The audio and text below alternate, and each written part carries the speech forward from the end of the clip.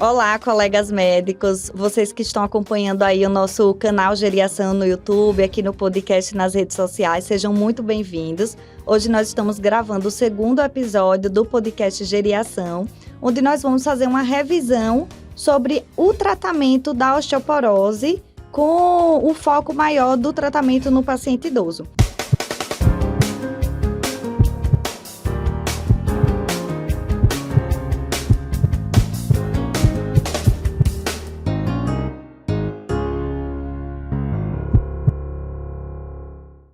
Então, eu trouxe um caso clínico, assim como em todos os outros episódios, para o assunto ficar um pouco mais didático, né? Então, eu vou ler aqui o caso da nossa paciente de hoje, para depois a gente trazer as perguntas norteadoras que vão direcionar a discussão do nosso caso clínico. E ao final do episódio, eu vou retomar o caso clínico para a gente discutir as condutas mais indicadas dessa paciente. Então, a nossa paciente é a dona Maria Bonita, ela tem 65 anos, e a nossa paciente vem numa consulta de rotina, sem queixas, para trazer alguns exames para a gente checar. Dentre esses exames, ela trouxe uma densitometria óssea, evidenciando osteoporose. Ela nunca teve fratura. Essa paciente tem antecedentes patológicos, ciatalgia, é tabagista e tem uma esofagite secundária, doença do refluxo gastroesofágico. Além disso, é uma paciente menopausada desde os 48 anos. De medicações de uso contínuo, ela faz uso do pantoprazol e da carbamazepina para esse quadro de ciatalgia, para tratar a dor crônica. Nos exames laboratoriais, tem função renal preservada, os eletrólitos normais, inclusive o cálcio e uma vitamina D de 25. Nada mais de alterado. Então, vamos para as perguntas norteadoras. Nós temos 4 no episódio de hoje. Vamos discutir as indicações de tratamento da osteoporose, as opções de medicações disponíveis, como a gente pode avaliar a resposta terapêutica e se vale a pena tratar o idoso acamado ou aquele idoso com expectativa de vida muito limitada. Bom, então vamos lá para a primeira pergunta. Quais são as indicações de tratamento? Então aqui, obviamente, a gente vai tratar o paciente com osteoporose, diagnosticada pela densitometria, mas a gente também vai indicar o tratamento daquele paciente que tem fratura patológica, uma fratura por fragilidade, que comumente a gente classifica como fratura por fragilidade, o paciente que tem fratura de colo do fêmur, fraturas vertebrais, de húmero proximal e radiodistal. Então, mesmo que o paciente não tenha densitometria, claro que o ideal é, nesse cenário, a gente fazer a densitometria antes de tratar, até para poder fazer o segmento, mas ainda que ele não tenha, a gente vai indicar o tratamento. E para os pacientes com osteopenia que têm alto risco de fratura, e como é que a gente avalia esse risco? Através da calculadora Frax, né, do score Frax. Então, no Google tem disponível essa calculadora, e aí ela avalia o risco de o paciente ter uma fratura patológica nos próximos 10 anos. Se o Frax for maior ou igual a 3% para risco de fratura de quadril, ou maior ou igual a 20% para as fraturas osteoporóticas de uma maneira geral, o paciente também vai ter indicação de tratamento. Então, essa é a nossa primeira pergunta. Então, vamos lá para a segunda pergunta. Quais são as opções terapêuticas? E aí, nós temos 2 classes principais de medicações específicas para tratar a osteoporose, que são os antirreabsortivos e os anabólicos. Os antirreabsortivos, como o nome já diz, né, são medicações que vão diminuir a reabsorção óssea, e os agentes anabólicos são as medicações que vão estimular a produção óssea. Mas antes de a gente iniciar o tratamento específico, a gente tem algumas medidas gerais para oferecer para o nosso paciente. Então, é importante, antes de iniciar as medicações, que a gente garanta que esse paciente está com a ingestão adequada de cálcio. Então, o recomendado é que ele tenha uma ingesta de 1.000 a 1.200 miligramas de cálcio, idealmente por meio da dieta, mas se ele não consegue ingerir pela dieta, a gente pode suplementar. Nós temos como opção o carbonato de cálcio, que é a medicação disponível no SUS, e temos o citrato, que não está disponível, né? No caso, o citrato vai ser preferível naqueles pacientes com nefrolitíase, que não podem utilizar o carbonato. Ele dá um pouco menos de dispepsia e de constipação, diferente do carbonato. Então, tem essa peculiaridade. Em geral, a gente vai tentar que o paciente tenha ingestão através da dieta, porque isso não vai ocasionar os efeitos colaterais indesejados, né? Mas se ele não consegue, a gente vai suplementar. E normalmente a gente vai suplementar em torno de 500 miligramas dia, porque ele já vai absorver o cálcio por outras fontes pela dieta, né? E além do cálcio, a gente também tem que garantir que esse paciente tenha níveis adequados de vitamina D. E aí que vem um tema bastante controverso, né? E cujas recomendações vêm mudando um pouco nos últimos anos. Algumas referências trazem que a gente deve manter os níveis de vitamina D acima de 20, outras trazem acima de 30. Não existe aí um estudo mostrando que acima de 30 é melhor do que acima de 20, né? Então, fica aí esse dilema. Mas não temos benefício de manter o nível acima de 50. Então, vai ficar ali em torno de 20 a 30, no máximo 50.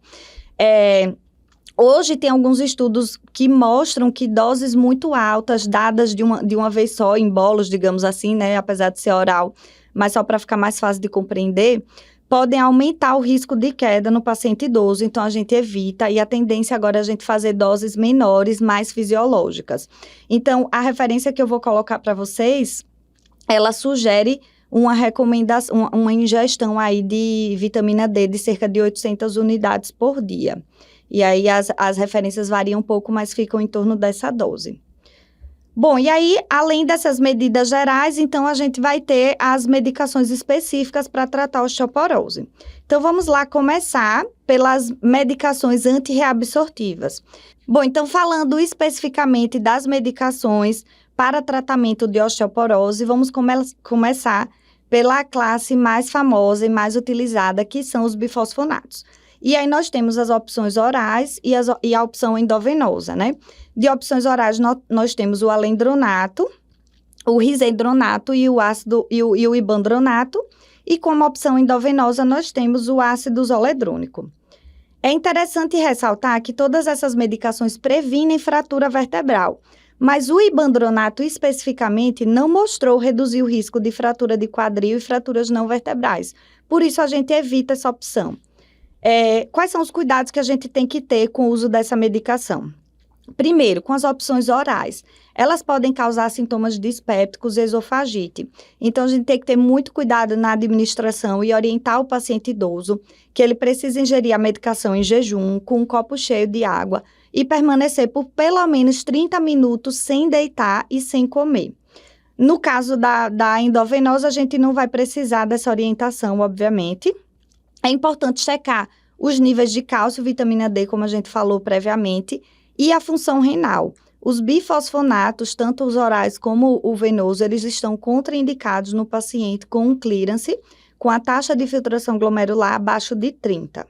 Bom, então vamos lá para os efeitos colaterais dos bifosfonatos. Então, as medicações orais, em específico, elas podem causar sintomas dispépticos, esofagite. Ambas, tanto as orais como as venosas, após uso de longo prazo, podem aumentar o risco de fraturas atípicas de fêmur. É por esse motivo, inclusive, adiantando que a gente faz o holiday, né, aquele intervalo após 3 anos no caso do ácido zoledrônico ou 5 anos no caso dos bifosfonatos orais, para evitar esse risco. Há um risco, uma chance muito, muito pequena, um efeito colateral muito raro de osteonecrose de mandíbula.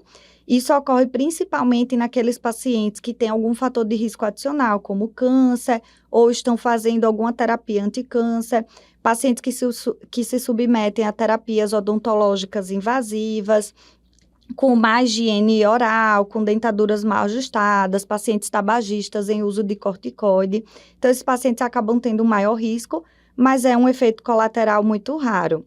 Inclusive, é um grande dilema, né? Quando o paciente vai se submeter a um procedimento dentário, eles acabam ficando nessa dúvida, né? Precisa ou não suspender a medicação. Via de regra, se o paciente ainda não está usando bifosfonato, já tem um procedimento odontológico agendado, a gente aguarda esse procedimento para iniciar o bifosfonato depois. Mas se o paciente já está em uso de bifosfonato, não existe um consenso se é ou não indicado suspender a medicação, porque é uma medicação que ela vai continuar agindo de maneira a diminuir a reabsorção óssea mesmo depois de suspensa. Então, não faz muito sentido suspender a medicação, já que a gente vai ter esse efeito residual aí ocorrendo por meses ou até anos após a suspensão. Além disso, a medicação EV, que é o ácido zoledrônico, ela tem um maior risco de causar hipocalcemia, por isso é importante a gente garantir que o paciente tenha níveis adequados de vitamina D e cálcio antes de prescrever a medicação, e ela pode causar uma reação flu-like com sintomas gripais em até 24 a 72 horas após a infusão. Via de regra, o bifosfonato é uma classe de medicações muito segura, então, acaba sendo a mais utilizada tanto pela segurança como pela eficácia e pela maior disponibilidade. Então, falando um pouquinho aqui da posologia e da duração de uso, a gente tem o alendronato, que é a medicação disponível no SUS. Ela é dada na dose de 70 miligramas por semana. O risendronato, que tem a dose semanal de 35 miligramas, e tem a dose mensal, que tem uma posologia até melhor, de 150 miligramas. E a gente tem o ácido zoledrônico, que é a medicação EV, dada numa dose de 5 miligramas, uma vez por ano. Bom, então passando para a segunda classe das medicações antirreabsortivas, que é o denosumab. Então, o denosumab comumente não é uma terapia inicial, mas ela vai ser indicada logo de início nos pacientes com doença renal crônica e uma taxa de filtração glomerular menor que 30, que vão ter contraindicação ao uso do bifosfonato. Agora, claro, se o paciente tem dificuldade de aderir à posologia do bifosfonato oral e não quer utilizar a medicação EV, ele tem a opção de utilizar o denosumab. A gente não tem essa medicação tão disponível, né? Tem um custo maior, mas ele pode utilizar e ela tem eficácia comprovada, então pode ser indicada também. A posologia do denosumab é de 60 miligramas via subcutânea a cada 6 meses. Assim como no caso dos bifosfonatos, a gente tem que garantir que os níveis de vitamina D e cálcio estejam adequados antes de prescrever essa medicação. E aqui a gente tem uma peculiaridade. Nos pacientes que usam denosumab, a gente não tem a questão do holiday igual no bifosfonato, né? Após 5 anos da medicação oral, do bifosfonato oral, a gente tende a fazer o holiday. Ou após 3 anos do ácido zoledrônico, que é o EV, a gente tende a fazer esse holiday devido ao risco aumentado de fraturas atípicas de fêmur. Aqui no denosumab, a gente não tem esse intervalo pré-estabelecido. Mas o que acontece? Uma vez que a gente suspende o denosumab, ocorre um aumento muito grande da reabsorção óssea, como se fosse um efeito rebote, e o paciente acaba tendo um risco aumentado de fraturas.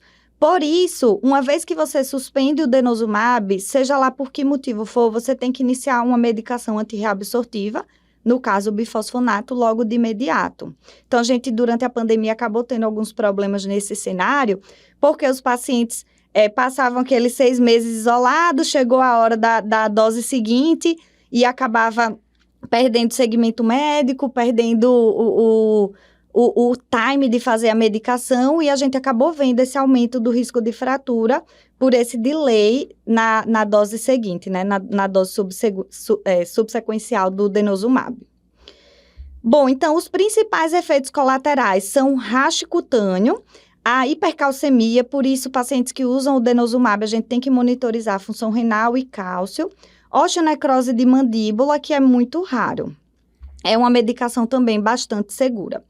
E vamos para a próxima categoria, que são os agentes anabólicos. E aqui a gente basicamente vai ter o PTH recombinante, que é a teriparatide, ou teriparatida. Essa medicação é dada numa dose de 20 microgramas via subcutânea uma vez ao dia. Diferente das medicações antirreabsortivas, né, os agentes anabólicos, eles vão estimular a formação óssea. Também não é uma medicação de escolha, via de regra. Quando que a gente vai indicar logo de cara a teriparatida? Quando o paciente tem osteoporose grave, então a gente faz de início para estimular a formação óssea e em seguida iniciar um agente antirreabsortivo. Ou nos pacientes que estavam em uso de um agente antirreabsortivo e que tiveram falha terapêutica. Então, piorou a densitometria óssea ao longo do tratamento, o paciente teve uma fratura por fragilidade ao longo do tratamento com outras terapias, a gente pode mudar e indicar a teriparatida nesse caso também. Ele vai estar contraindicado nos pacientes com hiperparatireoidismo, com hipercalcemia, com alto risco de osteosarcoma, metástases ósseas e neoplasias ósseas. Aqui é importante ressaltar que, assim como nas outras classes, a gente vai ter que checar antes função renal e eletrólitos, mas também fosfatase alcalina e a creatinina na urina de 24 horas, assim como monitorizar de perto o cálcio e a função renal após a prescrição da medicação. Os efeitos colaterais mais comuns são hipercalcemia e hipercalciúria, elevação do ácido úrico, podendo ocasionar crises de gota, náuseas e câimbras. É uma medicação que não tem estudos comprovando eficácia além de 2 anos e também não tem estudos comprovando a segurança além desse período. Por isso que, via de regra, quando a gente usa o teriparatide, a gente usa por um período de 2 anos e depois damos continuidade ao tratamento com um agente antirreabsortivo como o bifosfonato. Bom, então, fazendo um resuminho aqui, um fluxograma mental do tratamento da osteoporose. Primeira medida, primeiro passo, a gente vai garantir que o nosso paciente tem níveis adequados de cálcio e vitamina D. Se ele não está ingerindo a quantidade adequada de cálcio pela dieta, a gente pode suplementar, mas o ideal é que ele consiga ingerir essa quantidade pela alimentação, né? Lembrando aí que são de 1.000 a 1.200 miligramas de cálcio, que é o que equivale a 3 a 5 porções de leite ou derivados por dia. Além disso, a vitamina D, a gente vai recomendar em torno de 800 unidades por dia. Lembrando que em pacientes que têm alguma síndrome má absortiva ou fazem uso de alguma medicação que acelera o metabolismo da vitamina D, como é o caso da nossa paciente que usa o anticonvulsivante, né, a carbamazepina, pode ser necessárias doses maiores. Hoje a gente vem não mais utilizando as doses de ataque, que muitas vezes nós fazíamos anteriormente, porque tem estudos mostrando que doses muito altas, dadas de uma vez, da vitamina D, aumentam o risco de queda no paciente idoso. Então, esse é o primeiro passo. O segundo passo vai ser iniciar a medicação específica da osteoporose. E aí, lembrando que nós temos os agentes antirreabsortivos e anabólicos, e, via de regra, a medicação de primeira linha de escolha vai ser o bifosfonato, por sua disponibilidade e segurança, além de eficácia garantida, né? Então, em geral, a gente vai escolher um via oral ou alendronato, risendronato. Caso o paciente tenha uma contraindicação, por exemplo, por uma esofagite ou sintomas dispépticos, a gente pode fazer o EV, que é o ácido zoledrônico. Se o paciente tem contraindicação pelo fato de ter uma taxa de filtração glomerular menor que 30, a primeira escolha vai ser o denosumab. Caso o paciente tenha uma osteoporose grave, então o que a gente considera osteoporose grave? Densitometria com T-score menor ou igual a menos 3,5 em algum sítio. Paciente com múltiplas fraturas por fragilidade, a gente pode iniciar o tratamento com o teriparatida e dar sequência com um agente antirreabsortivo. Ou se o nosso paciente teve falha terapêutica, a gente também pode trocar a medicação pelo teriparatida. Então, esse é mais ou menos aí o resuminho do fluxograma do tratamento da osteoporose. Então, vamos para a terceira pergunta norteadora: como avaliar a resposta terapêutica? E aqui nós temos 2 formas diferentes que podem, inclusive, ser usadas de maneira associada, que seria o cenário ideal. Então, o mais clássico é, obviamente, repetir a densitometria e avaliar se ela melhorou, se ela manteve-se estável. E aqui, lembrando, quando a gente utiliza a densitometria para avaliar a resposta terapêutica, primeiro ponto, as medicações, elas levam tempo para fazer efeito. Então, a gente vai ter resposta do tratamento normalmente após 1 a 2 anos do tratamento. Então, não adianta pedir uma densitometria com 6 meses, né? 1 a 2 anos. E o que é que a gente vai avaliar? Não é o T-score, a gente vai avaliar o BMD, a densidade mineral óssea. E a gente considera que houve resposta terapêutica se houve melhora da BMD, se ela manteve-se estável ou se ela caiu no máximo até 5%, porque isso pode ser até uma diferença de um aparelho para o outro. Idealmente, o paciente deve fazer no mesmo local e no mesmo aparelho devido a essa variação. Além disso, nós temos marcadores de turnover ósseo. O que é que significa isso? São moléculas que vão estar aumentadas no nosso organismo, seja no sangue ou na urina, quando há muita reabsorção óssea. Então, como o próprio nome já diz, né, são marcadores de turnover, de reabsorção. Então, eu vou utilizá-los quando eu estiver tratando o meu paciente com um agente antirreabsortivo. Então, como é um pouco intuitivo, né, de a gente imaginar, se eu estou usando um agente antirreabsortivo, eu estou diminuindo a reabsorção óssea, então eu vou diminuir os níveis desses marcadores de turnover, de reabsorção. E aí, como é que a gente avalia essa queda para analisar se houve ou não resposta terapêutica? Os principais marcadores são o NTX e o CTX. Obviamente, se eu quero utilizá-los para avaliar a resposta, eu tenho que ter dosado esses marcadores antes de iniciar a terapia. E aí, eu vou dosar novamente de 3 a 6 meses após o início da terapia. Se houve uma queda de pelo menos 50% na excreção urinária do NTX e 30% no CTX sérico, eu considero que houve uma resposta terapêutica e eu tenho garantia de que esse paciente está aderindo ao tratamento. Entretanto, por outro lado, se a gente não teve essa queda esperada, isso não significa que o meu paciente não teve resposta. Eu tenho que avaliar outros parâmetros, como a densitometria e história de fratura, tá? Bom, então, para finalizar, vamos para a quarta pergunta, que é a pergunta mais geriátrica do episódio, e que é a pergunta se vale a pena tratar o idoso acamado ou o idoso com expectativa de vida limitada. Então, muitos alunos entram em contato comigo para discutir casos desse tipo e saber a minha opinião a respeito de se vale ou não a pena tratar esse perfil de paciente, né? E como que eu penso? A osteoporose é uma das poucas doenças crônicas que eu acho que vale a pena a gente rastrear e tratar, mesmo em pacientes grandes idosos ou pacientes com comorbidades importantes, como síndromes demenciais, porque você está prevenindo uma fratura que vai acarretar em grande perda de funcionalidade, em dor crônica, em perda de autonomia desse paciente. Então, a primeira coisa que eu avalio é o seguinte: a gente tem que ter em mente que o tratamento da osteoporose, ele leva pelo menos 1 ano para surtir efeito. Então, se o paciente tem uma expectativa de vida muito limitada e ele ainda não está usando a medicação, é provável que não vai valer a pena você introduzir. Talvez você traga mais riscos com os efeitos colaterais do que benefício. Se ele já está usando a medicação e ele não está tendo efeito colateral, você pode até considerar manter. E lembrando que, mesmo no paciente, por exemplo, com a síndrome demencial, ou um paciente acamado, se ele já vem em uso da terapia para osteoporose e ele não tem efeitos colaterais, né? A gente às vezes pode pensar, mas esse paciente ele não tem risco de fratura porque ele não deambula. Mas às vezes, mesmo na mobilização na cama, durante o cuidado, o banho, o paciente pode ter fratura e isso vai gerar dor crônica, muitas vezes agitação, surgimento de sintomas comportamentais. Então, se o paciente está indo bem no tratamento, você pode até considerar manter. E se o paciente tem funcionalidade e autonomia preservadas, eu acho que vale a pena até iniciar se ele tem uma expectativa de vida maior que 1 ano, porque ele vai ter benefício com essa medicação.